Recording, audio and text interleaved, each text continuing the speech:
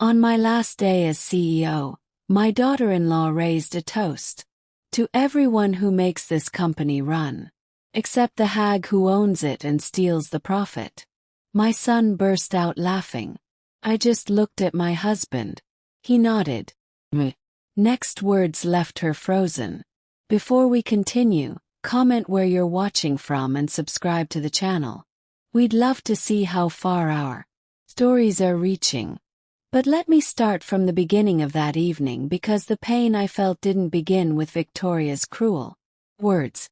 It started the moment I walked into the conference room that had been decorated for what everyone believed was my retirement celebration. The room buzzed with conversations that died the second I appeared in the doorway.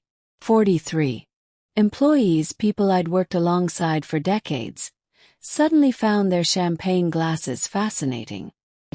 Silence stretched uncomfortably until my assistant Janet broke it with forced enthusiasm. "Mrs. Henderson, you look lovely tonight." Her voice carried that particular tone people use when they're trying too hard to be normal. Smooth down my navy blue dress, the nicest one I owned, and tried to ignore the way Victoria's friends from the marketing department were whispering behind their hands. I'd built Morrison Industries from nothing 38 years ago. Started in my garage after my first husband died, leaving me with a 2-year-old son and enough debt to drown in. Back then, people laughed at a young widow trying to manufacture industrial cleaning supplies. Now we employed over 300 people across 4 states. Robert, my husband of 15 years, squeezed my shoulder as we made our way to the front of the room. He joined the company 12 years ago when we merged with his smaller firm, and he'd been my anchor through every storm since. The way his jaw tightened told me he was as uncomfortable with this whole evening as I was. "Margaret," came Victoria's voice from across the room, sweet as poisoned honey. She glided toward us in a dress that probably cost more than most employees made in a month. 34, she was everything I'd never been. Polished, educated, born into money. When David married her 6 years ago, I tried so hard to welcome her. I'd given her a position in the company, mentored her, treated her like the daughter I'd never had. "Victoria," I forced a smile. "Decorations look beautiful." "Thank you. I wanted everything to be perfect for your big day." Her eyes sparkled with something that wasn't quite warmth. After all, it's not every day someone finally accepts they're too old to run a company. The words hit like ice water, but I kept my expression neutral. Around us, conversations resumed, but I caught the sidelong glances, the barely concealed smirks from Victoria's circle. She'd been working on this narrative for months, painting me as a doddering old woman clinging to power I no longer deserved. David appeared at Victoria's side. My son, who'd grown into a man I barely recognized, where once he'd been thoughtful and kind. Now he seemed hollow, always agreeing with whatever Victoria said. He kissed my cheek with the mechanical affection of obligation. "Mom, you must be so relieved," he said, his voice carrying Victoria's coaching. "No more stress, no more long hours. You can finally relax and let younger people handle the business." Younger people. As if wisdom came with a birth certificate date instead of decades of experience. I'd guided this company through 3 recessions, adapted to changing markets, built relationships that had sustained us through impossible challenges. But apparently at 68 I was suddenly obsolete. The presentations began with Janet reading a carefully prepared speech about my distinguished career and well-earned retirement. Word felt like dirt being thrown on a grave I wasn't ready to occupy. Department heads shared sanitized memories, their words polite but distant, as if they were already mentally adjusting to new leadership. Through it all, Victoria stood near the front, accepting congratulations from people who assumed she'd be stepping into my role. She'd positioned herself perfectly over the past 2 years, volunteering for high-profile projects, making herself indispensable to daily operations. What they didn't know was that every move had been calculated, every smile hiding her true intentions. When the formal presentations ended, Victoria stepped forward, raising her champagne glass with theatrical flair. The room fell silent, everyone sensing this was the moment they'd been waiting for. "I think it's time for a real toast," she announced, her voice carrying to every corner of the room. "To all the hard-working people who've made Morrison Industries the success it is today, to the employees who arrive early and stay late, who pour their hearts into their work, who actually care about this company's future." A few people raised their glasses hesitantly, unsure where this was heading. Victoria's smile turned sharp, predatory to everyone who makes this company run, except the hag who owns it and steals the profit. The words hung in the air like smoke from an explosion. Someone dropped a glass. Janet gasped audibly. But what cut deepest wasn't Victoria's cruelty. It was the sound that followed. David's laughter. My son, the boy I'd raised alone, who I'd sacrificed everything for, threw back his head and laughed as if his wife had told the funniest joke he'd ever heard. Other voices joined in, nervous at first, then growing bolder as they realized they were safe in their pack mentality. I stood frozen, feeling every eye in the room on me. Some faces showed embarrassment, others barely concealed glee. These people had eaten at my table, had come to me with their problems, had built their careers on the foundation I'd created, and now they were laughing at my humiliation. The silence after the laughter died was deafening. Victoria stood there triumphant, clearly expecting me to crumble, to shuffle out in shame and leave her to claim her prize. David was still grinning, finally free to show his true feelings about the burden of having an aging mother who refused to step aside. That's when I turned to Robert. My husband's face was granite, but his eyes held the question we'd discussed so many times in the privacy of our home. "Are you sure this will change everything?" I gave him the slightest nod. Robert straightened his shoulders and looked directly at Victoria, his voice cutting through the silence like a blade. "Actually, Margaret isn't retiring." The room went dead quiet. Victoria's triumphant expression flickered. I stepped forward, my voice steady despite the pain crushing my chest. "That's right. I'm not retiring." I let the words sink in before delivering the blow that would change everything. "I'm selling the company." Victoria's face went white. David's mouth fell open. Champagne glass slipped from someone's nerveless fingers, shattering on the floor like all their assumptions about the future. "The sale was finalized this morning," I continued, my voice growing stronger with each word. "Morrison Industries now belongs to Hartfield Corporation. They'll be conducting their own review of all personnel and operations." In that moment, watching Victoria's world collapse around her, I felt something I hadn't experienced in years. Not joy exactly, but a profound sense of justice. She tried to destroy me with words, to humiliate me in front of people who'd once respected me. But words were just air, and respect had to be earned, not inherited. The room erupted in shocked murmurs, but I was already turning toward the door. Robert's steady presence at my side. Spent 38 years building something beautiful, and I'd rather see it in the hands of strangers than watch it be corrupted by people who valued cruelty over character. Behind me, I could hear Victoria's voice rising in panic, demanding answers that would have to wait until tomorrow. Tonight I was done being anyone's victim. That night, lying in bed next to Robert, I couldn't sleep. The image of David's laughter kept playing in my mind like a broken record. When had I lost my son?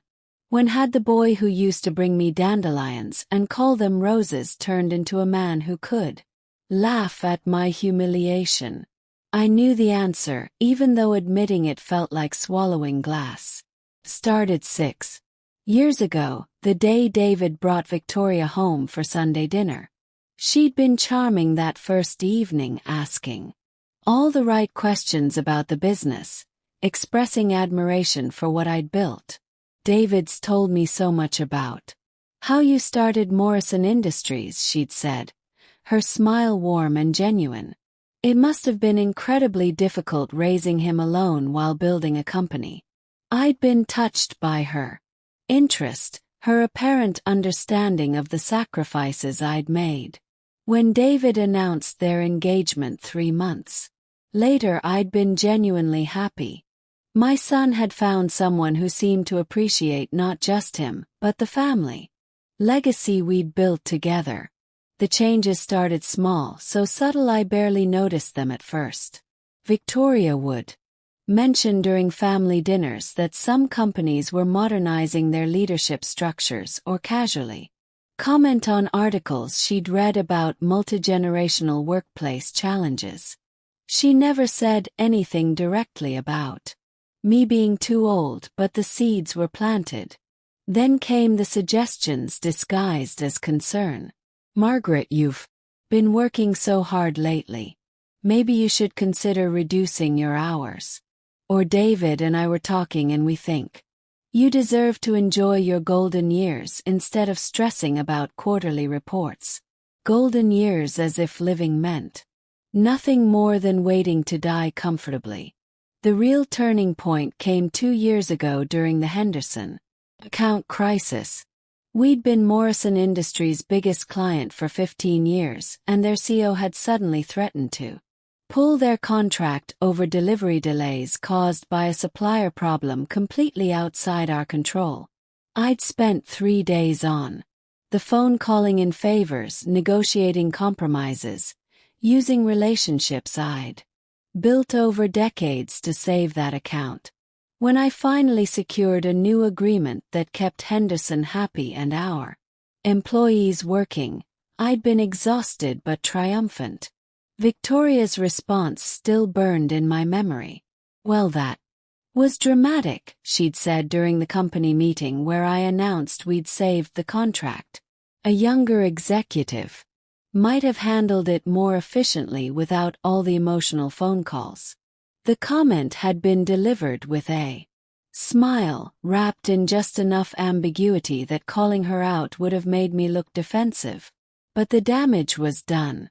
I saw the sideways glances from employees, the barely perceptible nods of agreement from people who suddenly wondered if my emotional approach was a sign of weakness rather than the passionate commitment that had built their paychecks.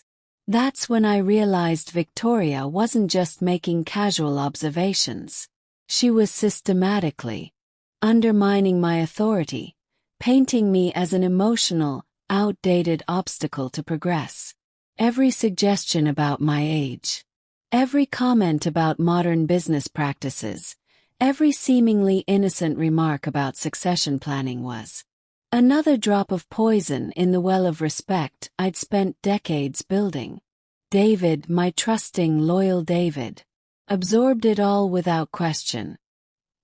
He'd always been susceptible to strong personalities, content to let others lead while he followed. Victoria had recognized this weakness and exploited it masterfully. Mom's been under a lot of stress lately, he started saying during family gatherings.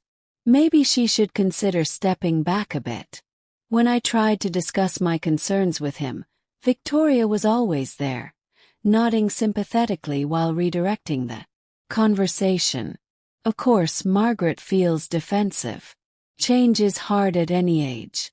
But especially when you've been in control for so long.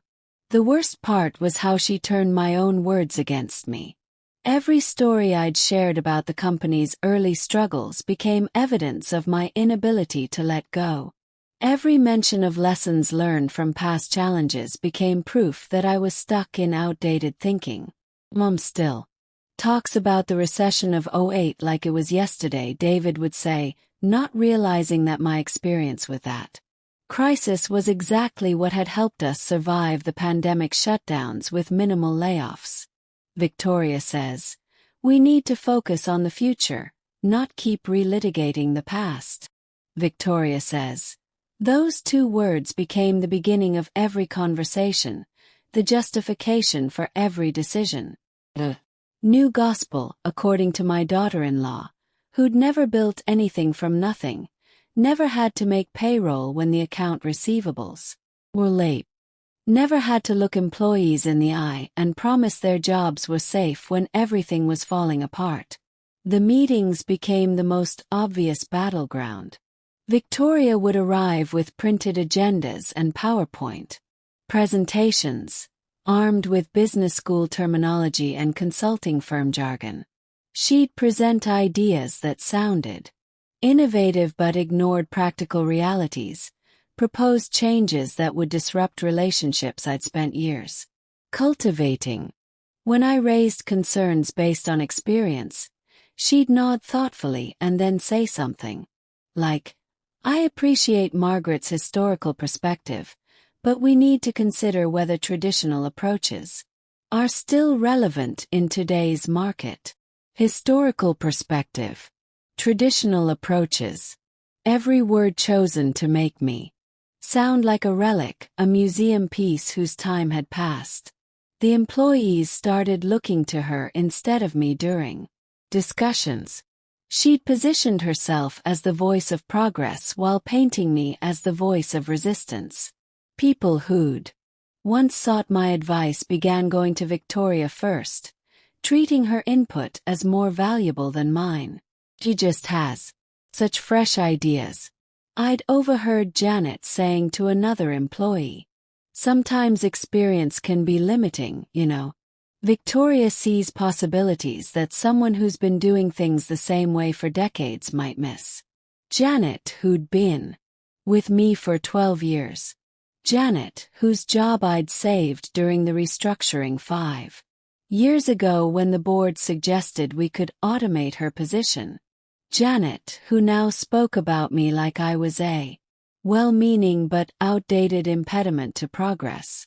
The final insult came 6 months ago when Victoria suggested I might benefit from executive coaching to help me adapt to changing leadership styles. She'd presented it during a family dinner, framing it as a generous gift, an investment in my personal development. There are some wonderful programs for senior executives transitioning to advisory roles. She'd explained, her tone gentle and caring. Margaret, you've given so much to this company. Maybe it's time to let others contribute their energy while you provide wisdom and guidance. Senior executives transitioning to advisory roles. The euphemism was so perfectly crafted, so diplomatically venomous that I almost admired the skill behind it. David had nodded enthusiastically. That sounds perfect, Mom. You'd still be involved, but without all the daily stress. Victoria's. But you've earned the right to relax. Earned the right to relax. As if my life's work was a burden I'd finally paid off rather than a calling that gave my days meaning. That night, Robert had found me crying in my office at home, surrounded by photo albums filled with company milestones, employee celebrations, moments of triumph that suddenly felt hollow. She's stealing it all, I'd whispered to him. Not just the company, but the respect, the relationships, everything I built. And David can't see it or won't see it. Robert had held me while I sobbed, his own anger carefully controlled. What do you want to do? He'd asked quietly. That's when the idea first took shape. If Victoria wanted to paint me as obsolete, as a burden holding back progress, then maybe it was time to show her what burden really looked like. Maybe it was time to stop fighting for something I could simply take away. The next morning I'd called my lawyer and my financial advisor. By that afternoon I had 3 potential buyers interested in Morrison Industries, each willing to pay above market value for a profitable, well-established company with a strong client base. The irony was perfect. Victoria had spent 2 years convincing everyone that the company would be better off without me. Now she was about to find out if she was right. Rolling over to face Robert, I finally spoke into the darkness. "Do you think I'm doing the right thing?" He was quiet for a long moment. Then his hand found mine. "I think you're doing the only thing that lets you keep your dignity. And sometimes that's all we have left." Tomorrow, Victoria would learn that stealing someone's legacy isn't as simple as poisoning their reputation. Tomorrow, she'd discover that the old woman she'd been so eager to dismiss still had some lessons to teach. The morning after the party, my phone started ringing at 6:30. The first call was from Janet, her voice tight with panic. "Mrs. Henderson, I don't understand. The employees are asking questions and I don't know what to tell them. Is it true? Did you really sell Morrison Industries?" I sat at my kitchen table watching Robert make coffee with the methodical precision he brought to everything. His presence anchored me, reminded me that I wasn't facing this alone. "Yes, Janet. The sale is final." The silence stretched so long I thought the call had dropped. When she spoke again, her voice was barely a whisper. "But what about our jobs? What about everything we've built here?" For the first time since last night, I felt a stab of genuine regret. Janet wasn't part of Victoria's poison campaign. She was just a hard-working woman trying to support her family, caught in the crossfire of a war she hadn't chosen. Hartfield Corporation is committed to maintaining operations, I said, trying to inject reassurance into my voice. "They're primarily interested in Morrison Industries because we're profitable and well-run. Good employees have nothing to fear." After I hung up, Robert placed a cup of coffee in front of me and sat down across the table. "How many more calls like that do you think you'll get today?" "Probably dozens." I wrapped my hands around the warm mug, drawing comfort from its heat. "The ones who matter will understand eventually. The others," I shrugged, surprised by how little I cared about the others anymore. The next call came from Tom Martinez, our operations manager. Unlike Janet, Tom had been one of Victoria's early converts, always ready to agree when she suggested my methods were outdated. "Margaret, what the hell is going on? Can't just sell the company without consulting the management team. We have a right to know what's happening to our futures." His tone grated against my nerves like sandpaper. Our futures. If he'd built anything, risked anything, sacrificed anything to create those futures in the first place, you'll need to direct all questions about personnel decisions to Hartfield Corporation. They'll be contacting department heads within the week to discuss transition plans. "This is insane," he sputtered. Victoria said, "You'd been acting erratically, but I never thought you'd do something this destructive. Don't you care about what happens to the people who work for you?" I almost laughed at the accusation, Victoria said. Even now, even in his outrage, he couldn't form an opinion without referencing her guidance. "I care enough to make sure the company survives. With its reputation intact," I replied evenly. Something that was becoming increasingly unlikely under current circumstances. After I ended that call, Robert reached across the table and took my hand. Ni regrets yet? I considered the question seriously.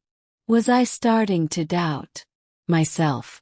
Was the magnitude of what I'd done beginning to sink in? No, I said. And I meant it. If anything, these calls are reminding me why this was necessary. The third call was the one I'd been dreading most. David's voice crackled through the speaker, raw with emotion I couldn't quite identify. Hurt, anger, betrayal. Mom, I need to understand. What's happening? Victoria is beside herself. She keeps saying, "You've destroyed everything we worked for." Everything we worked for. The pronouns stung more than I'd expected. When had my life's work become a collective effort that somehow excluded me? David, can you come over? This conversation needs to happen in person. I can't leave Victoria right now. She's not taking this well. Of course he couldn't leave Victoria.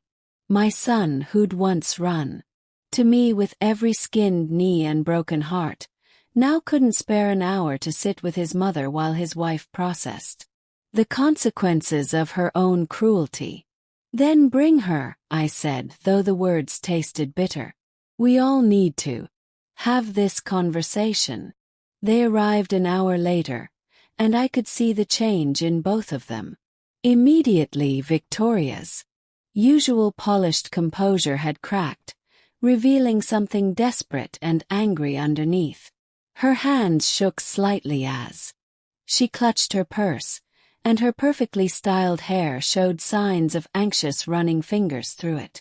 David looked exhausted, his eyes red-med with the telltale signs of a sleepless night spent managing his wife's emotional crisis.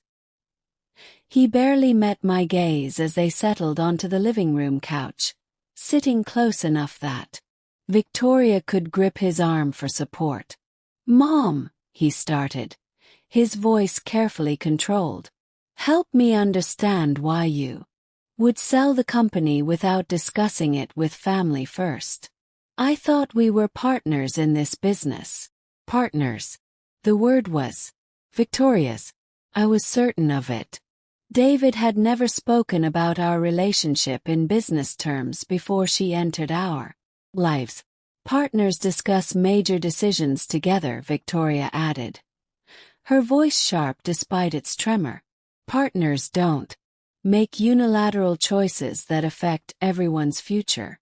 I looked at her steadily. This woman who'd spent 2 years systematically undermining my authority, questioning my decisions, and positioning herself as my inevitable replacement. You're absolutely right, Victoria. Partners do discuss major decisions together. Paused, letting the words settle. Which is why I found it interesting that you and David had apparently been discussing succession planning without including me in those conversations. The color drained from Victoria's face. David shifted uncomfortably, suddenly very interested in the pattern on Robert's area rug. We were thinking about the future, David mumbled. About what would happen eventually. Eventually, I repeated. And when exactly did? Eventually become immediately. When did planning for the distant future become active campaigning for my removal? Victoria found her voice, though it came out higher than usual. Margaret, I never campaigned for anything. If I expressed concerns about the company's direction, it was because I care about its success. Concerns about the company's direction. Echoed. Is that what you call suggesting I was too emotional to handle client crisis? Or recommending executive coaching to help me adapt to changing leadership styles? Or perhaps you mean last night when you publicly called me a hag who steals profit from the company I built? The silence that followed was deafening. Victoria's grip on David's arm tightened until her knuckles went white. David stared at me with something that might have been recognition, as if he was finally hearing his wife's words through someone else's ears. I was upset. Last night, Victoria said weakly. I said things I didn't mean. No, I replied. Quietly. You said exactly what you meant. You said what you've been thinking for 2 years. What you've been carefully suggesting to anyone who would listen. The only difference was that last night you said it out loud. Robert cleared his throat softly. Margaret, should you tell them about Hartfield's decision regarding personnel? I'd been dreading this moment, but it was time. The documentation I'd provided to Hartfield Corporation about Victoria's behavior hadn't been shared out of spite, but out of necessity. A responsible company needed to understand the dynamics they'd be inheriting. Hartfield Corporation has completed their initial personnel review, I said, watching Victoria's face carefully. They'll be retaining most of the current staff with some exceptions. Exceptions. David's voice cracked slightly. Department restructuring is common in acquisitions, I continued. Hartfield has their own marketing team and won't be needing additional staff in that area. The words hit Victoria like a physical blow. She actually rocked backward on the couch, her face cycling through confusion, disbelief, and growing panic. But I've been essential to the marketing operations, she stammered. I've increased our client base by 30%. Over the past 2 years using relationships and contracts I'd established over decades. Corrected. Gently. Hartfield was quite interested in understanding how those relationships had been managed recently. The full implications were starting to dawn on her. Victoria's eyes darted between David and me, looking for some sign that this was negotiable, that there was still a way to salvage her position. What exactly did you tell them about me? She asked, her voice barely above a whisper. I told them the truth, I said simply. I provided documentation of workplace interactions, employee complaints that had been filed, and examples of communications that demonstrated management style and professional judgment. David looked confused. What employee complaints? Never mentioned any complaints.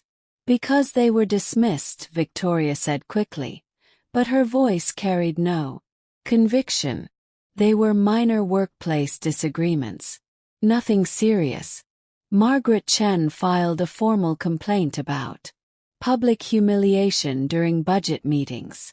I said, my voice steady and factual. Robert Williams documented overtime demands for personal projects accompanied by age-related harassment. Sarah Rodriguez reported deliberate scheduling conflicts designed to make her look incompetent. With each name, Victoria seemed to shrink further into couch. These weren't random accusations. They were documented patterns of behavior that painted a clear picture of someone who used her position to belittle and intimidate others. David. Victoria turned to her husband with desperate eyes. You have to do something. Call the buyer. Explain that there's been a misunderstanding.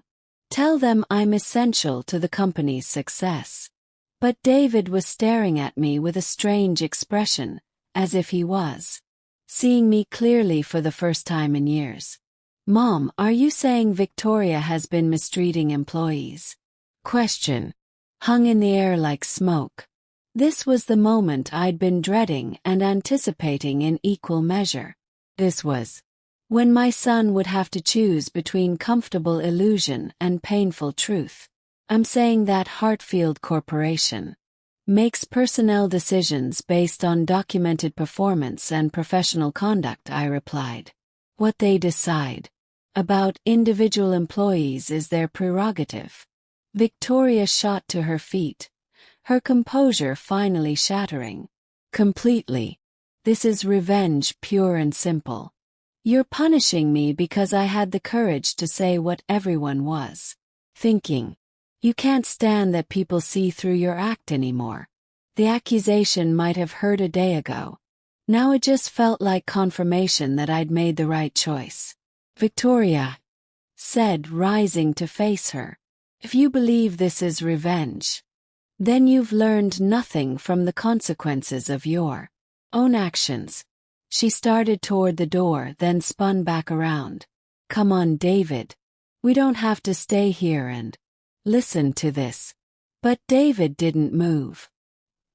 He sat on the couch, staring at his hands, his entire worldview crumbling around him. David. Victoria's voice carried a note of panic now. David, we're leaving.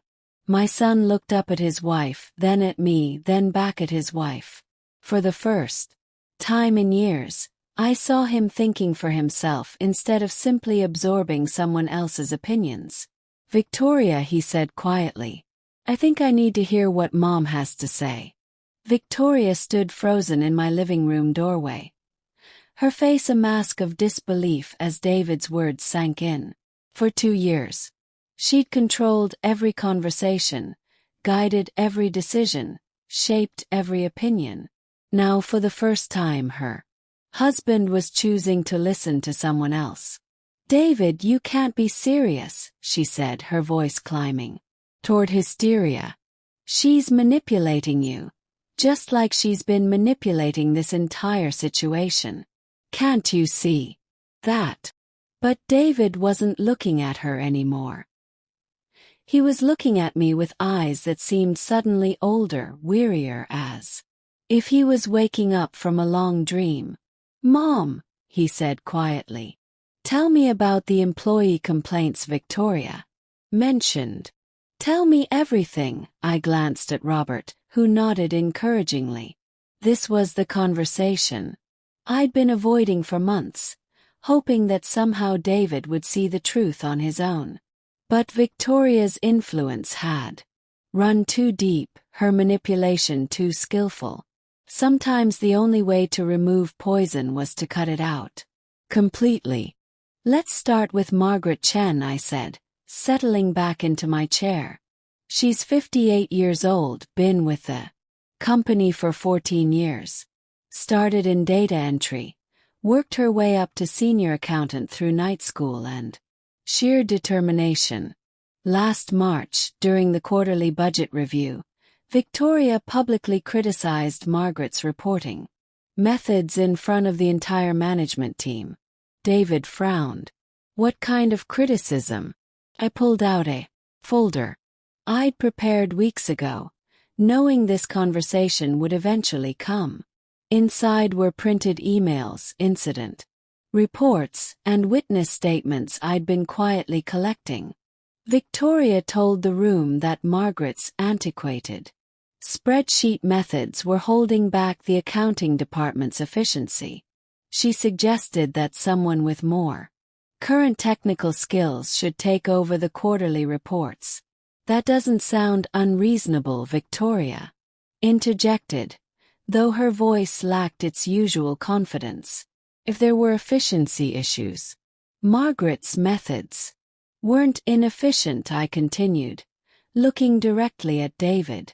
They were thorough. Her reports caught discrepancies that automated systems missed. But Victoria wasn't interested in accuracy. She was interested in making Margaret look incompetent in front of her peers. I handed David a printed email from Margaret's file. Is the formal complaint Margaret filed 3 days after that meeting. She wrote that she felt humiliated and questioned whether her age was the real issue Victoria had with her work. David read the email, his frown deepening. What happened to this complaint? It was dismissed, Robert said quietly. Victoria's supervisor believed her explanation that she was simply trying to modernize departmental procedures because Victoria is very good at making her cruelty sound like business necessity, I added. She has a talent for wrapping personal attacks in professional language.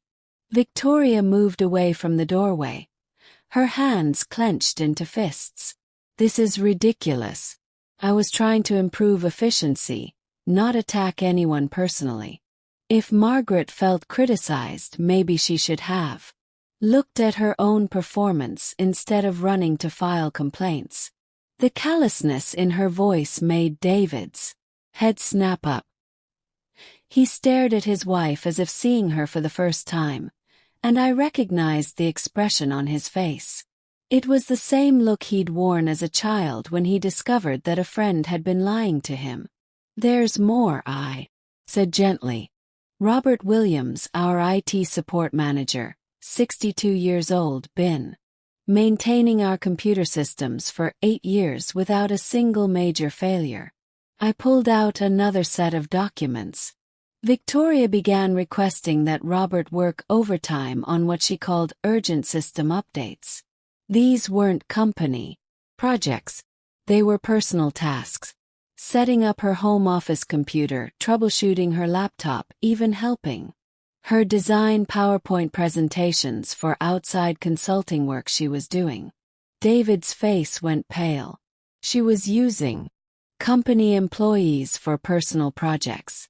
When Robert tried to explain that these tasks weren't part of his job description, Victoria told him that in the modern workplace, employees need to be flexible and adaptive. She implied that someone his age might not understand how to be a team player. Victoria's laugh was sharp and defensive. Robert was being difficult.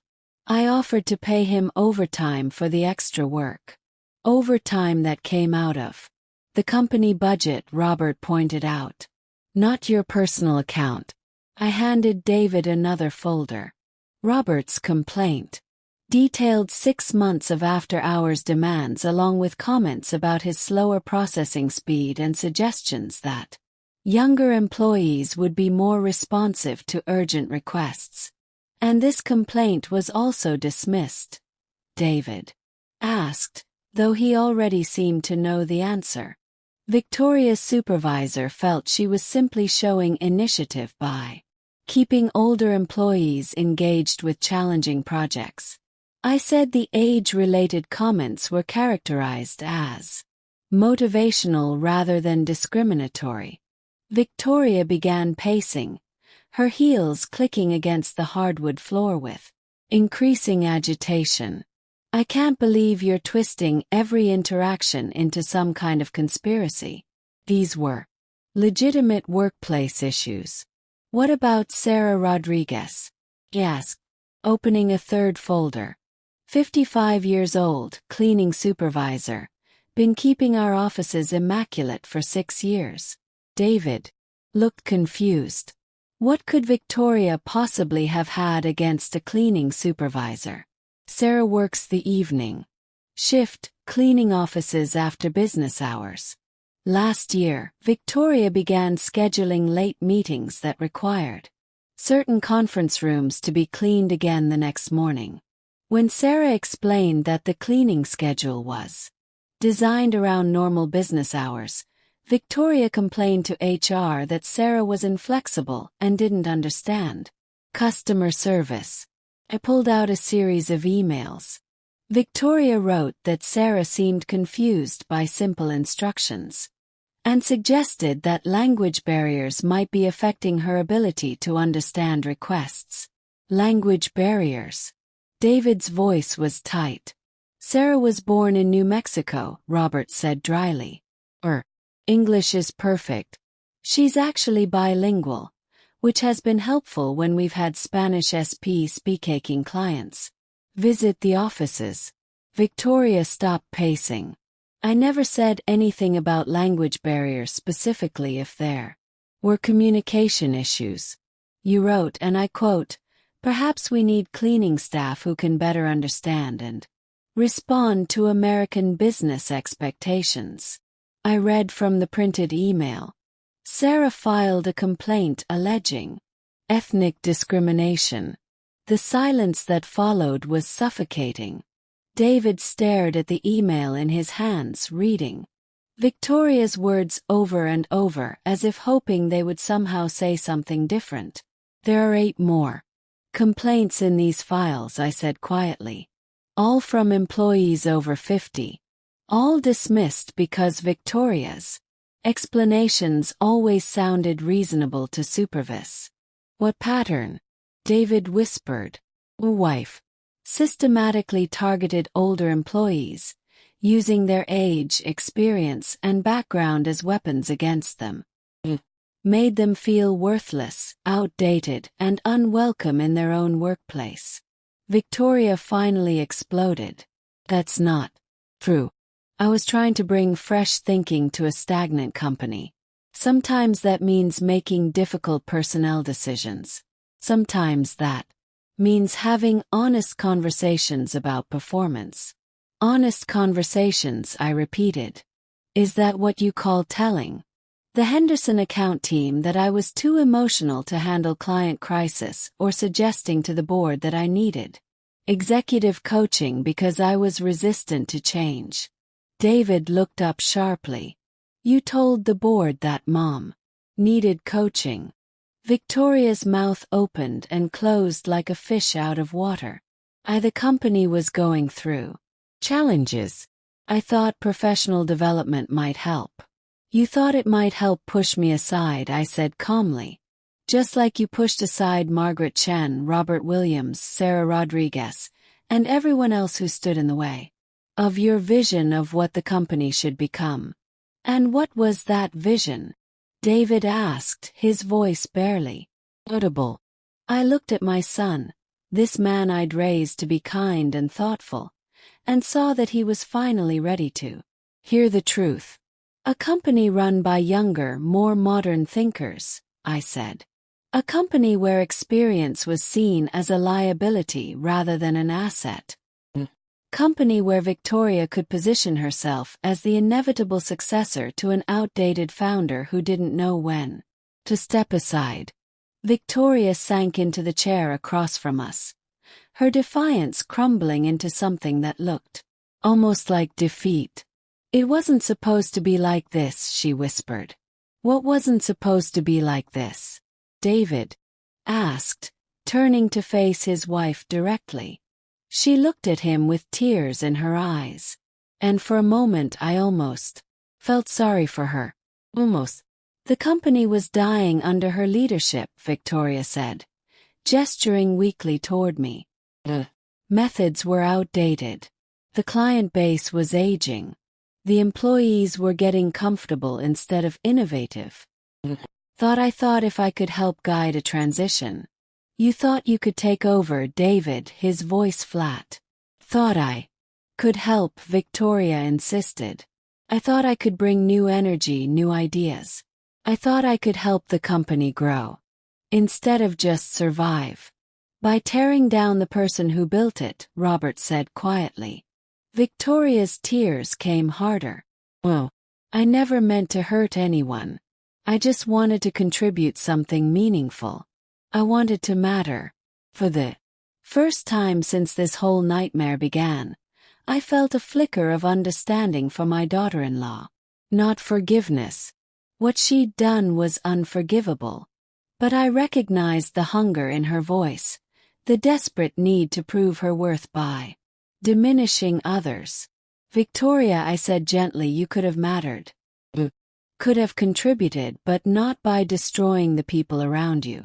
David stood up abruptly, walking to the window, and staring out at the street. When he spoke, his voice was hollow. How long have you been planning to take over the company?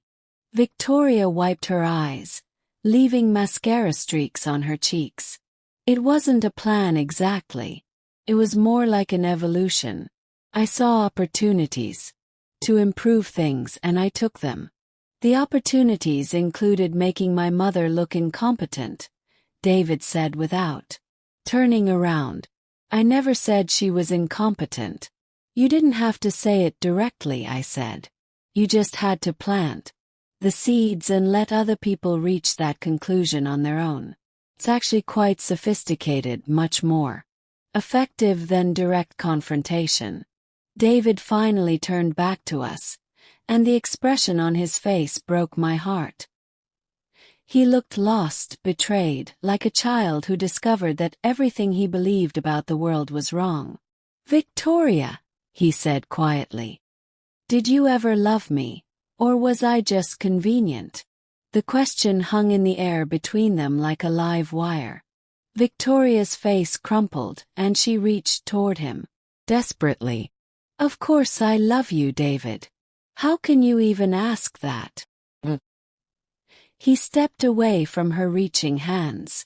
"Because I'm starting to realize that I don't know you at all.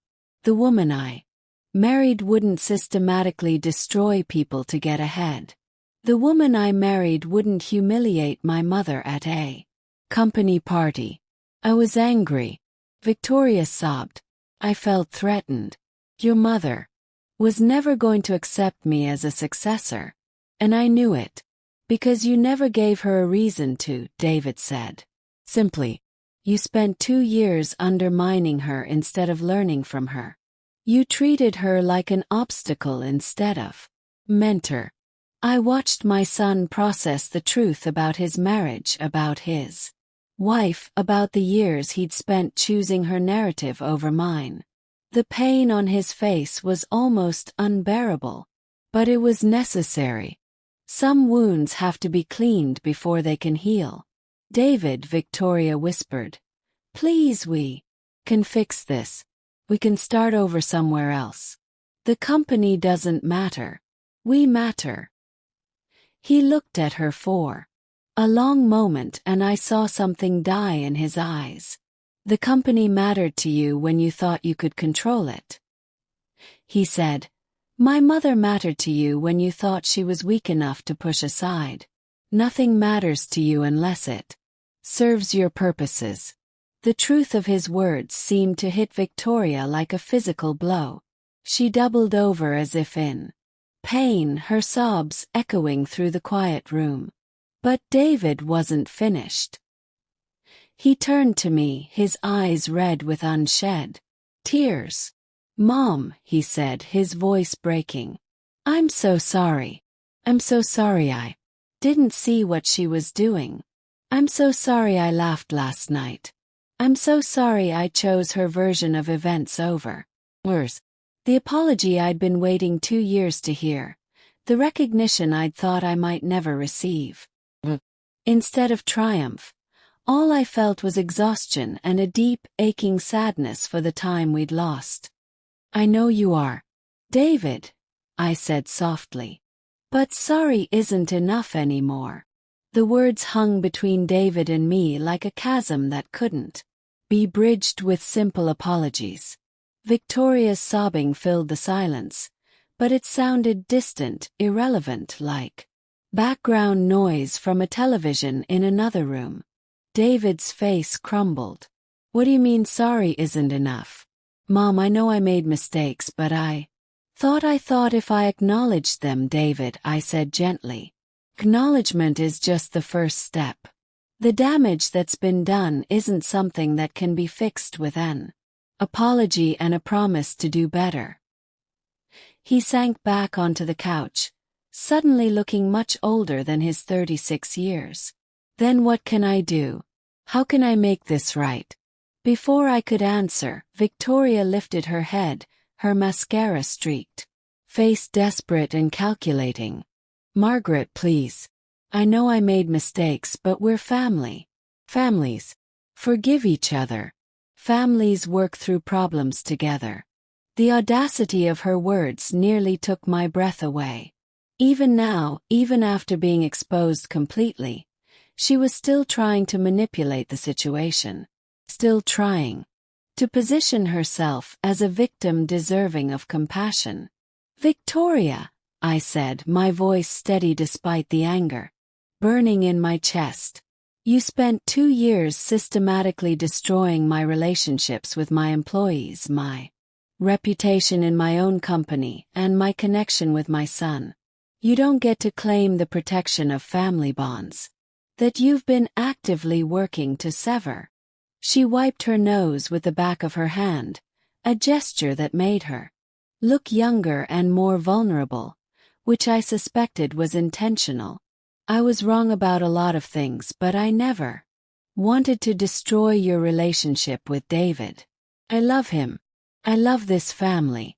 You love what this family could provide you, Robert said quietly from his chair. There's a difference, Victoria turned toward him, her eyes flashing with something that looked like her old arrogance. You don't know anything about my feelings for David. You weren't there for all the private moments, all the times I supported him through work, stress and family pressures that you created. Pointed out David never experienced stress about disappointing me until you convinced him that my expectations were unreasonable. He never questioned his place in the company until you suggested he was being held back by outdated leadership. David was staring at his hands again, and I could see him running through memories, re-examining conversations and moments through this new lens of understanding. The process was painful to watch, like seeing someone realize they'd been living in a house built on quicksand. The worst part, he said finally, his voice barely audible, is that I defended you. When Mom would try to talk to me about concerns she had, I'd shut her down. Tell her she was being unfair to you, that she needed to give you a chance to prove yourself. Victoria reached for his hand, but he pulled away. David, I was trying to prove myself. Maybe I went about it the wrong way, but I was trying to earn my place in this family, in this company. By pushing everyone else out, he said, looking at her directly for the first time since the conversation began. Making them feel small and worthless so you could feel big and important. That wasn't my intention. Your intentions don't matter, David said. And I heard an echo of my own voice in his words. The impact matters. The results matter. The people you hurt matter. Felt a flicker of pride watching my son finally think independently. Finally judge actions by their consequences rather than their stated motivations. But the pride was tempered by sadness for all the time we'd lost. All the conversations we should have had. All the support I could have provided if Victoria hadn't been standing between us.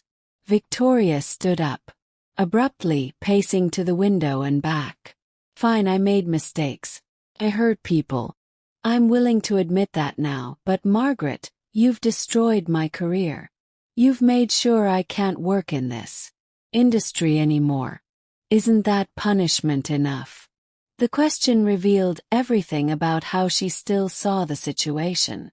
Even now, she viewed her exclusion from Hartfield Corporation as punishment rather than consequence. She couldn't understand that her behavior had made her unemployable, not my documentation of it. Victoria, I said carefully, didn't destroy your career. I provided Hartfield Corporation with accurate information about workplace dynamics. They needed to understand. What they chose to do with that information was their decision. You could have chosen not to provide it, she shot back.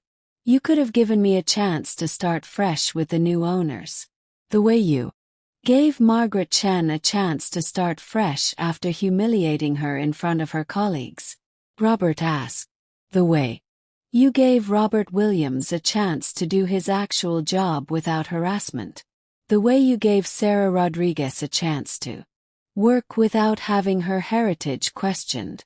Victoria flinched at each name, but her defensive posture didn't. Often, those situations were different. Those were legitimate workplace issues. No, David said suddenly, his voice stronger than it had been all morning. They weren't different at all. You saw people you considered obstacles and you found ways to diminish them. You did the same thing to my mother that you did to those employees, except you used me as your weapon instead of HR complaints. The accuracy of his assessment seemed to hit Victoria like a slap. She stared at him, her mouth opening and closing without sound. David, she finally whispered. I never meant to hurt your mother. I never meant to hurt you. But you did, he said simply. And the fact that it wasn't your intention doesn't make the damage disappear. I watched this exchange with complicated feelings. Part of me was relieved that David was finally seeing clearly. Part of me was proud that he was taking responsibility for his own choices instead of just blaming Victoria for deceiving him. But part of me was also heartbroken watching my son's marriage disintegrate in my living room, even though I knew it was necessary. What happens now? David asked, looking between Victoria and me. Where do we go from here? Victoria jumped on the question like a lifeline. We work on rebuilding trust. We go to counseling. We figure out how to be a family again. How to support each other through this difficult time. Almost laughed at her presumption. After everything that had been revealed, she still thought she could negotiate her way back into our lives. Still believed that the right combination of words could erase the damage she'd caused. Victoria, I said, my voice gentle but firm. You're not part of this family anymore. That ended when you publicly humiliated me at a company function and laughed about it. Her face went white. You can't just cut me out. David is my husband. We have a life together. You have a life built on lies and manipulation. I replied. Whether David chooses to continue that life is his decision, but it won't include me. David looked up sharply. Mom, are you saying you won't have a relationship with me if I stay married to Victoria? The question I'd been dreading and hoping to avoid. Didn't want to put David in the position of choosing between his wife and his mother. But I also couldn't pretend that Victoria's presence in our lives was sustainable. David, I'm saying that I can't have Victoria in my life anymore. What you choose to do with that information is up to you. Victoria started crying again. But these tears felt different, less manipulative, more genuinely desperate. This is what you wanted all along, isn't it? You never accepted me. You were just waiting for an opportunity to drive a wedge between David and me. I wanted to welcome you into our family, I said honestly. I wanted to share the business I'd built with someone who would love it and nurture it the way I had. I wanted my son to be happy. Then why are you destroying his marriage? I'm not destroying anything, I replied. I'm just refusing to pretend anymore that your behavior is acceptable. I'm refusing to enable the kind of treatment you've shown me and my employees.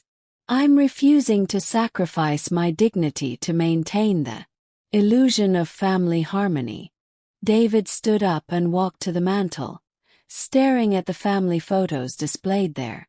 Pictures from holidays, birthdays, company events, memories that now felt tainted by the knowledge of what had been happening behind the scenes. Victoria, he said without turning around. I need you to leave. What? Her voice was barely a whisper. I need time to think, and I can't do that with you here trying to manage my reactions and control the conversation. She looked at him in shock. David, you can't be serious. I'm your wife. You're the woman who's been lying to me for 2 years, he said, finally turning to face her. You're the woman who convinced me to turn against my own mother. You're the woman who systematically destroyed other people to advance your own agenda. Also the woman who loves you, she said desperately. He stared at her for a long moment, and I could see him weighing that claim against everything he'd learned this morning. Maybe you do, he said finally. But I'm not sure that's enough anymore. Victoria gathered her purse with shaking hands, her composure completely shattered. The door, she turned back one last time. Margaret, I hope you're satisfied. You've gotten everything you wanted. I didn't want any of this, I replied honestly. I wanted to work with you, not against you. Wanted to build something together, not watch it all fall apart. After she left, the house felt different, lighter. Somehow, as if a oppressive weight had been lifted. David remained standing by the mantel, his shoulders hunched with grief and confusion. I don't know how to process all of this, he said quietly. 2 hours ago I thought I had a marriage and a career and a future all mapped out. Now I don't know what I have. I joined him by the mantel, standing close enough to offer comfort, but not so close that I was crowding him.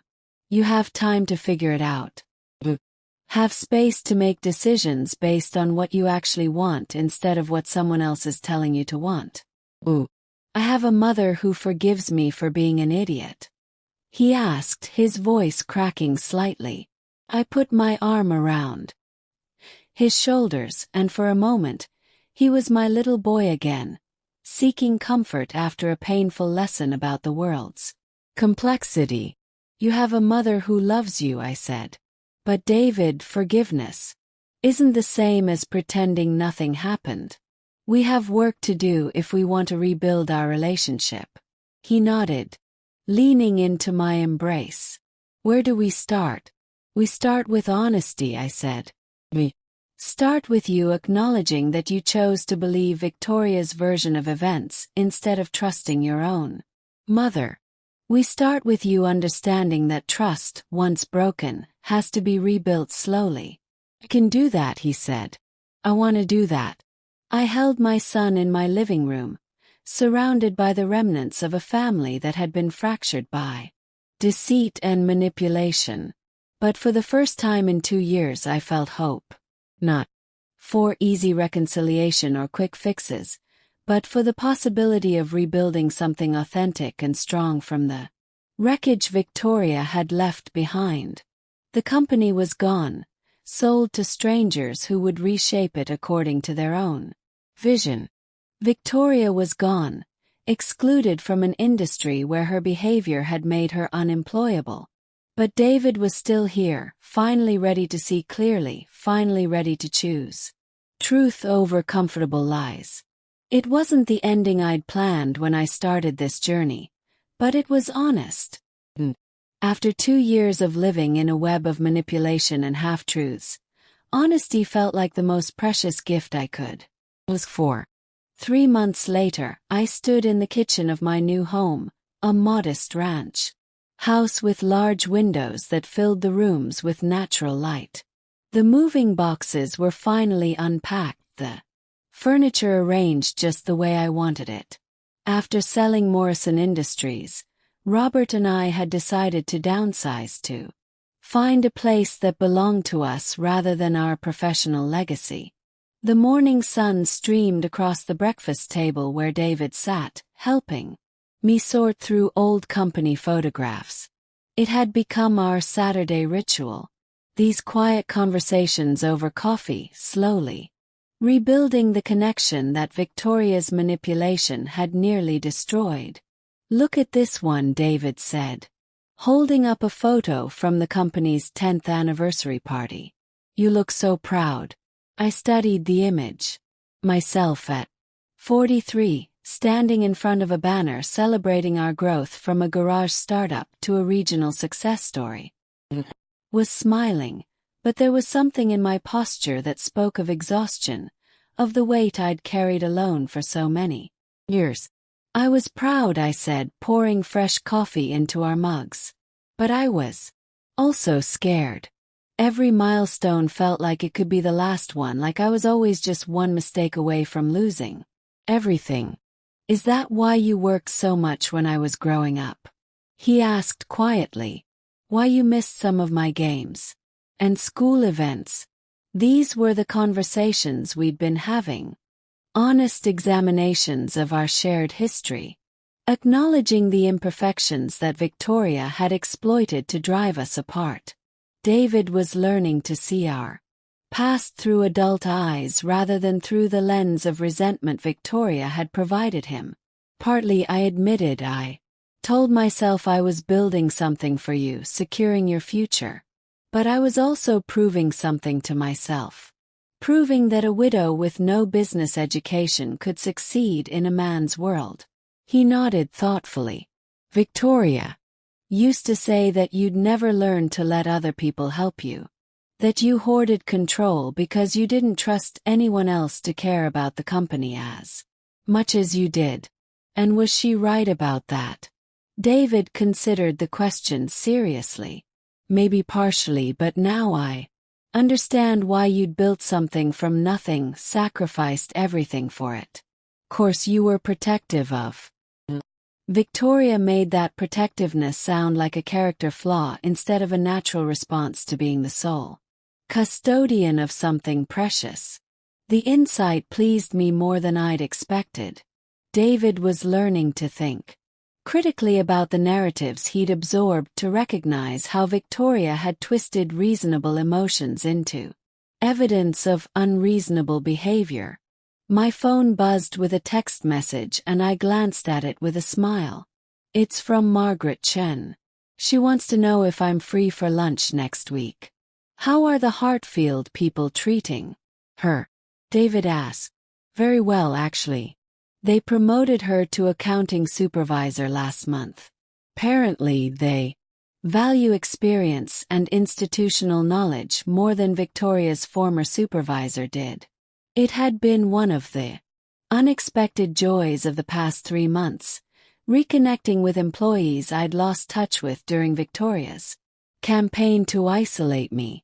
Margaret Chen, Robert Williams, Sarah Rodriguez, and others had reached out once word spread about the sale and Victoria's departure. Their loyalty, their genuine affection, for me had been a balm for wounds I'd forgotten I was carrying. Have you heard anything about how Victoria is doing? David asked, his voice carefully neutral. We'd established early in our reconciliation that he could ask about her, that I wouldn't punish him for still caring about his wife even after everything that had happened. Her divorce had been finalized 2 weeks ago. Victoria had moved back to her parents' house in another state rather than fight for assets she knew she couldn't claim. Janet mentioned she heard Victoria was working at a small marketing firm in Phoenix. Said, entry-level position from what I understand. David nodded. His expression sad but resigned. He texted me last week. She wanted to know if there was any chance of reconciliation, if we could try counseling. And what did you tell her? That I hoped she was getting the help she needed, but that our marriage was over. He picked up another photograph. This one showing the 3 of us at a company Christmas party 2 years ago. Victoria was smiling brilliantly between David and me, her arm possessive around his waist. Strange looking at pictures like this now. I can see things I missed at the time. Like what? Like how you're standing slightly apart from us. How your smile doesn't reach your eyes. Like how Victoria is positioned between us, literally creating distance. He set the photo aside. Thought she was trying to bring us together as a family. Now I can see she was making sure we never connected directly. Doorbell interrupted our conversation, and I looked through the peephole to see a delivery truck in the driveway. The driver handed me a large package addressed to Margaret Henderson, founder Morrison Industries. David helped me carry it to the kitchen table, where I opened it to reveal a beautifully crafted wooden plaque. The engraving read, "In recognition of Margaret Henderson's 38 years of exemplary leadership and commitment to employee welfare, with gratitude from the Morrison Industries staff, 1985-2023. Card was tucked inside the box, signed by dozens of employees, current and former, young and old, people from every department and level of the company. The message was simple but profound. Thank you for showing us what principled leadership looks like." I felt tears prick my eyes as I read name after name, many accompanied by brief personal. Look, Janet wrote, you taught me that respect is earned through consistency, not demanded through fear. Robert Williams added, your door was always open, your advice always honest. Meant everything, Mom. David said softly, reading over my shoulder. Do you see this? These people didn't just work for you. They genuinely cared about you. I know, I whispered, overwhelmed by the outpouring of affection. I'd forgotten during those last 2 years when Victoria was working so hard to isolate me.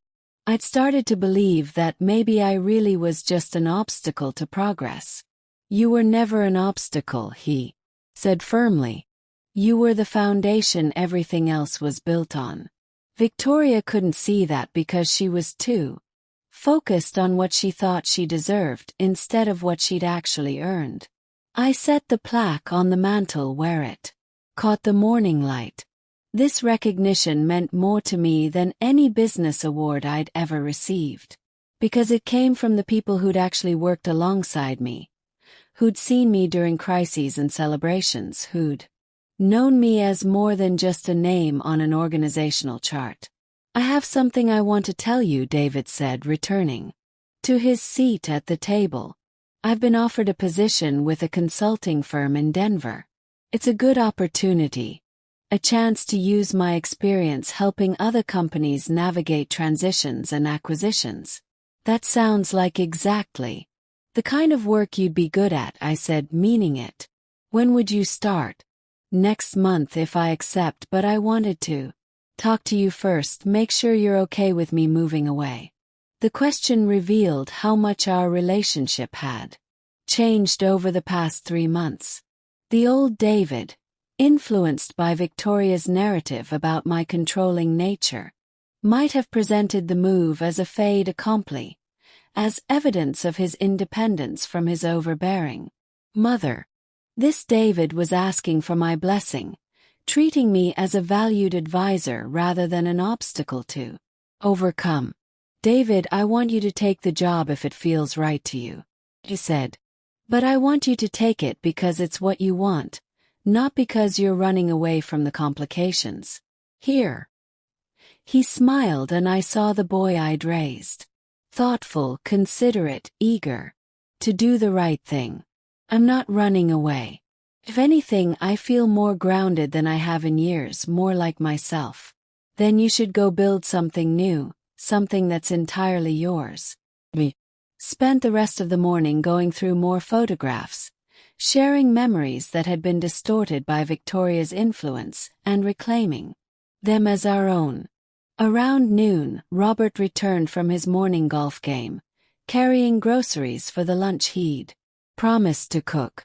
How are my favorite people today? He asked, kissing my cheek and squeezing David's shoulder. Looking at old pictures and planning David's escape to Denver, I replied, earning a laugh from both men. About time, Robert said. You need to get out there and build your own empire. Show your mother it's a genetic trait. Robert busied himself with lunch preparations. David and I moved to the living room where afternoon light was painting everything in soft gold. We sat in comfortable silence for a while, both processing the morning's conversations.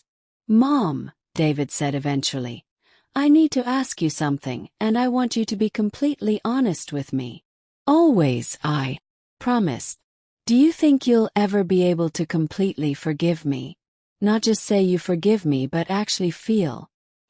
The question I'd been asking myself for weeks. Forgiveness wasn't a switch I could flip.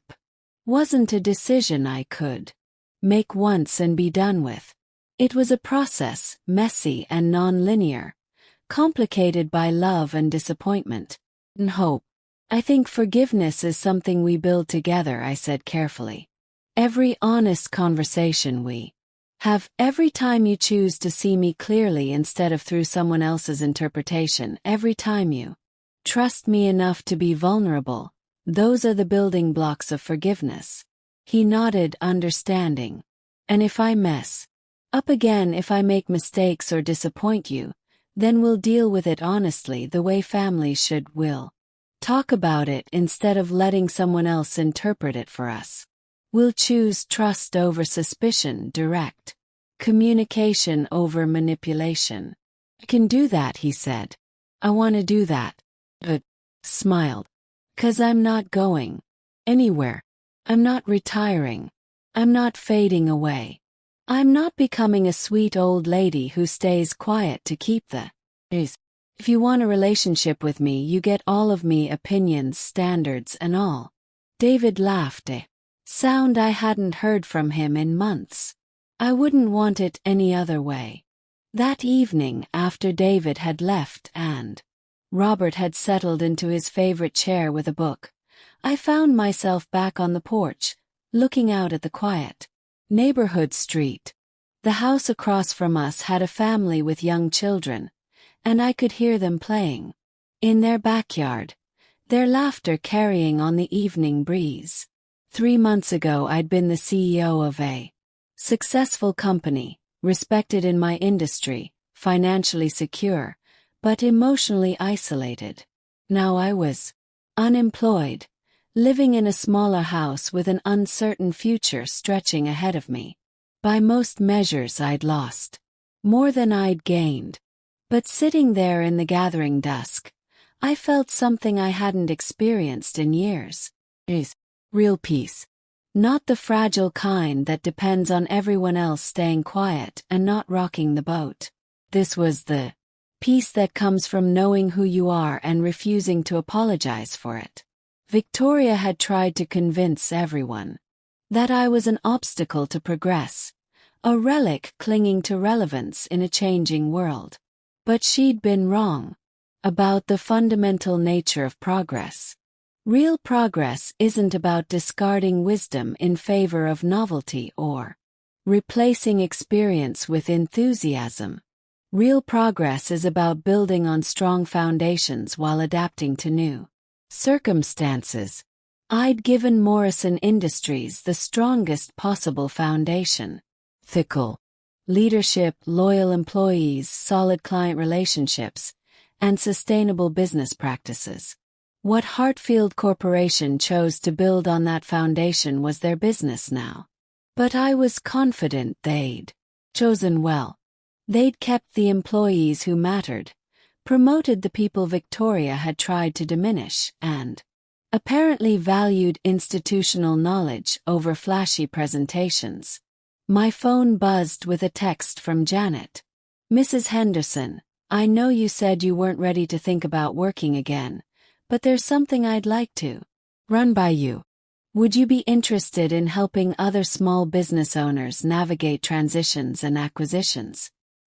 Think there might be a real need for that kind of consulting. I smiled, typing back. Tell me more. Maybe. Retirement wasn't in my immediate future after all.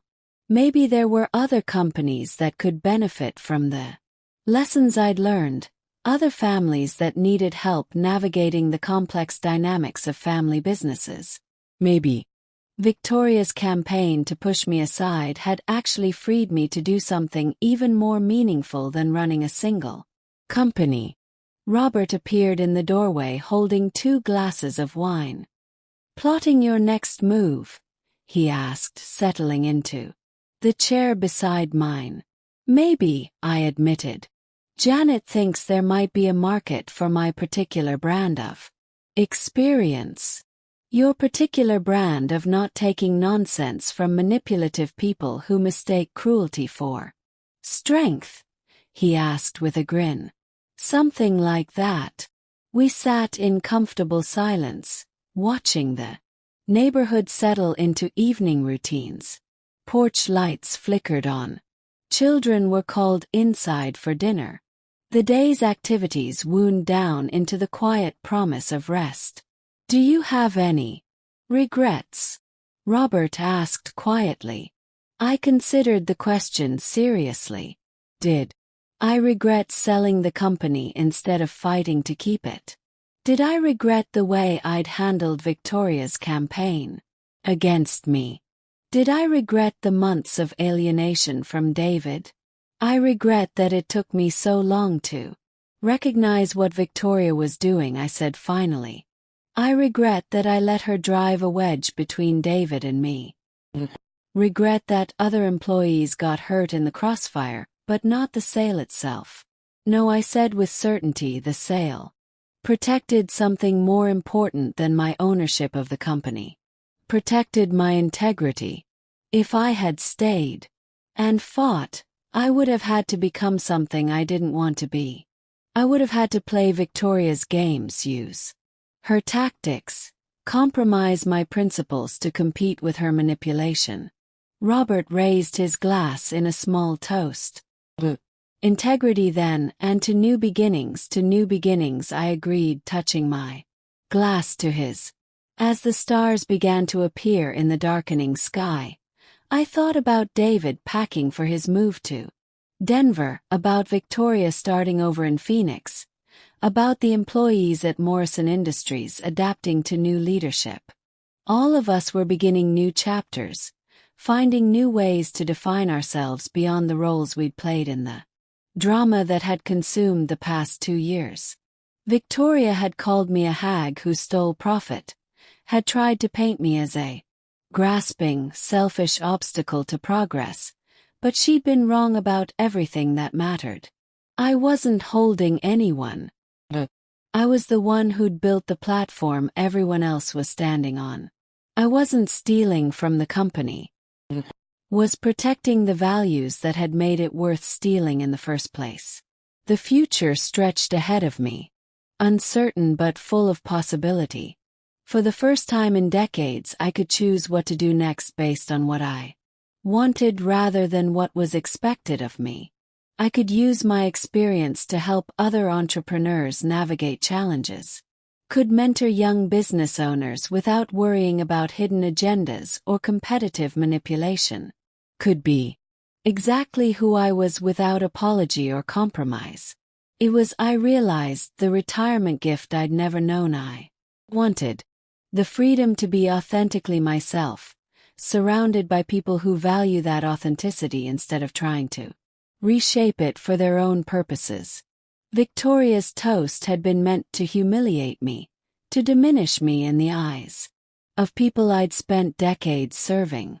Instead, it had freed me from the exhausting work of pretending that everyone's opinion mattered equally, that all perspectives deserve the same consideration regardless of their foundation in truth or malice. Some battles are won not by fighting harder, but by choosing not to fight at all. Some victories come not from defeating your opponents, but from refusing to become the kind of person who would use their tactics. In the end, I'd kept the only thing that really mattered: my integrity, my dignity, and the respect of people whose opinions were actually worth having. The story continues in the next chapter in the next linked video.